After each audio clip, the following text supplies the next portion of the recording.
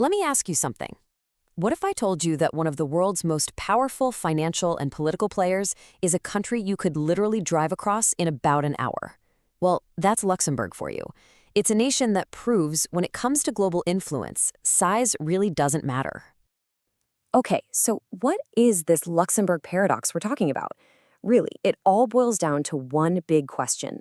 How in the world can a nation smaller than some cities, a place you could cross in a single afternoon, be one of the most influential players on the entire global stage? Let's dig in and see how they do it. And this picture, this says it all, doesn't it? On one side, you've got the hyper-modern, glass and steel world of a global financial hub, and on the other, this incredibly peaceful, quiet countryside. The amazing part is, these two worlds don't just exist in the same tiny country. They're practically neighbors. All right, to really wrap our heads around this paradox, we've got to start with size, or, the lack of it. The whole country is just a little over 2,500 square kilometers. That's it. It's this tiny sliver of land strategically squeezed in between giants like Germany, France, and Belgium. So just keep that number in your head as we explore the massive, outsized impact it has. Now, this paradox of scale isn't just about geography. You see the exact same thing when you look at its people. It's a story of a place with really deep roots, and at the same time, its arms are wide open to the world. So, at first glance, Luxembourg looks deeply traditional, right? You see it in the festivals, the local customs. There's this really strong sense of national identity. But, well, that's only telling half the story.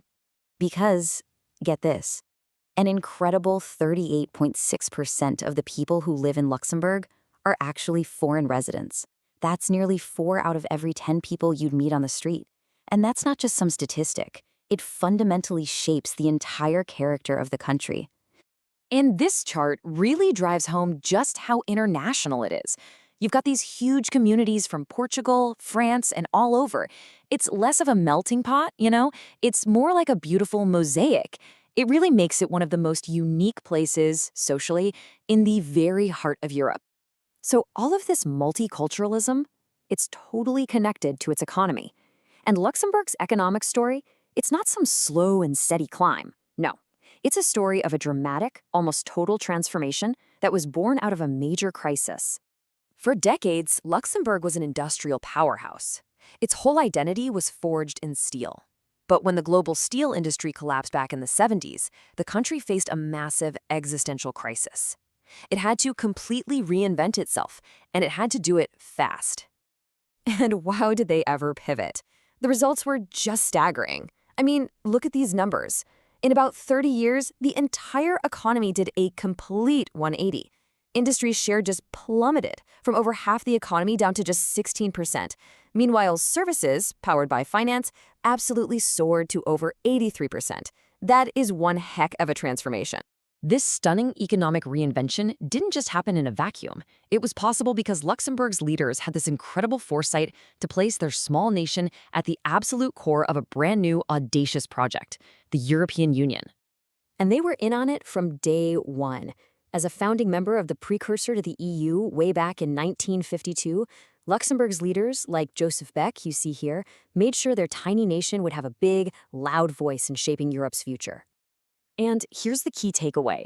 Luxembourg isn't just in the EU. In many ways, it is the EU.